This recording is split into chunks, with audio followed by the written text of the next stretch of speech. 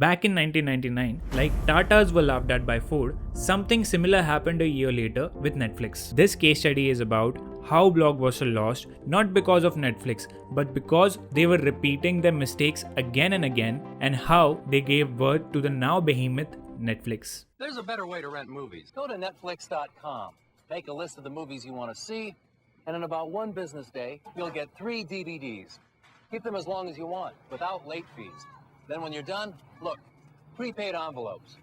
Return one, and they'll send you another movie from your list. It's easy. Netflix. All the movies you want, $20 a month, and no late fees.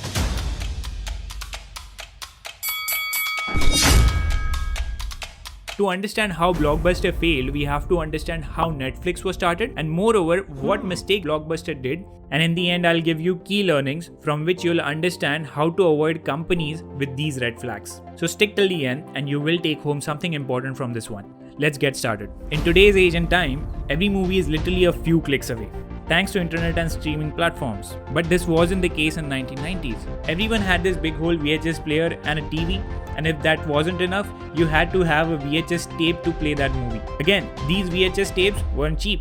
The solution? VHS rentals, which is where Blockbuster came into picture. Whenever you wanted to watch a movie, go to your nearest Blockbuster store, get it rented for 10 days, and return it within the rental period. This business was so successful that Blockbuster at its peak made $5 billion in revenue and had 9,000 stores.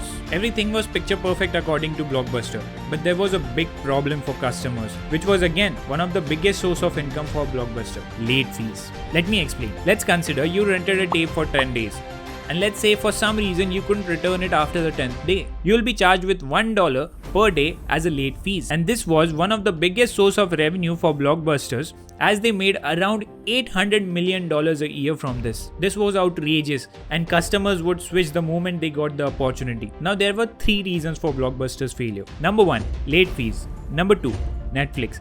And number 3, DVDs. Now let me tell you a story about how Netflix was started. Now one fine day, a customer rented a VHS tape from Blockbuster about a movie called Apollo 13. This customer forgot to return this VHS tape for about 40 days after the rental period. That means he had to pay $40 for late fees, which was huge. Now this customer was so mad that he started his own movie rental company called Netflix. The name of the customer?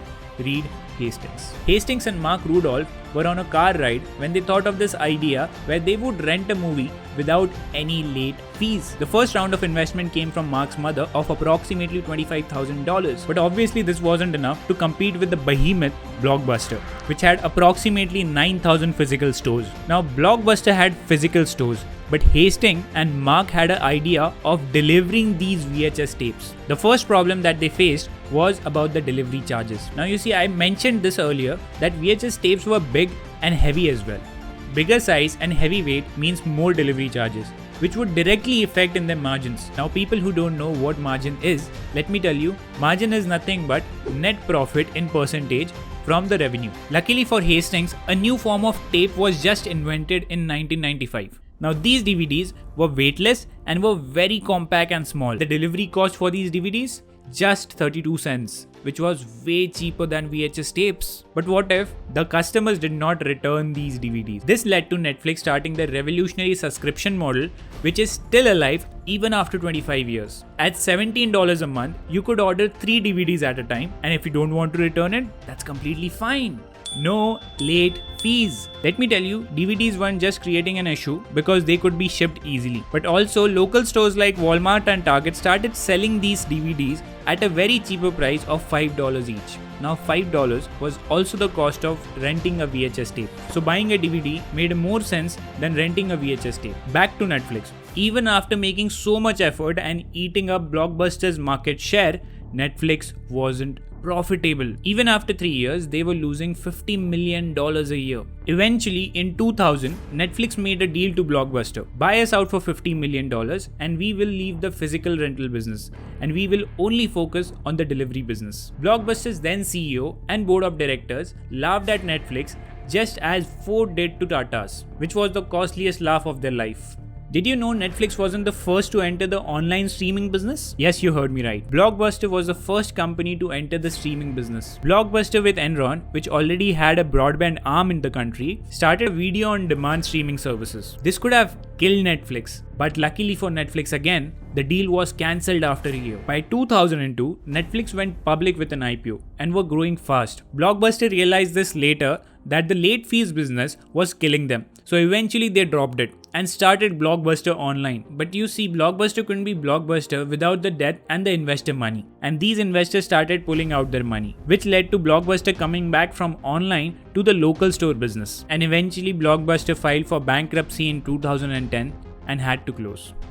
Blockbuster still has one store running, which is in Bend, Oregon, and is also known as the last Blockbuster store. Now here are the key learnings from this case study. Treating your customers right is the only job of a business. No matter how revolutionary your product is, no matter how profitable you are, no matter how much investment money you have, if you don't treat your customers right, you will lose them, and eventually you'll lose the business. You have to understand that yes, monopolies are a good investment, but you have to also understand they won't remain the market leader forever. So check for the peers constantly. If the peers are doing better than the market leader, they will eventually take the market share. Customer is the best investor who doesn't take any equity. The promoters and the main investors is what the business is. In Blockbuster's case, Blockbuster was in the right direction by starting Blockbuster Online. But one of the investors, Carl Icahn, wanted Blockbuster to go back to the rental model, which eventually happened and which led to the last blow to the Blockbuster's failure. Tell us, what did you learn from this case study? And also consider subscribing us on YouTube and following us on Instagram. Thank you.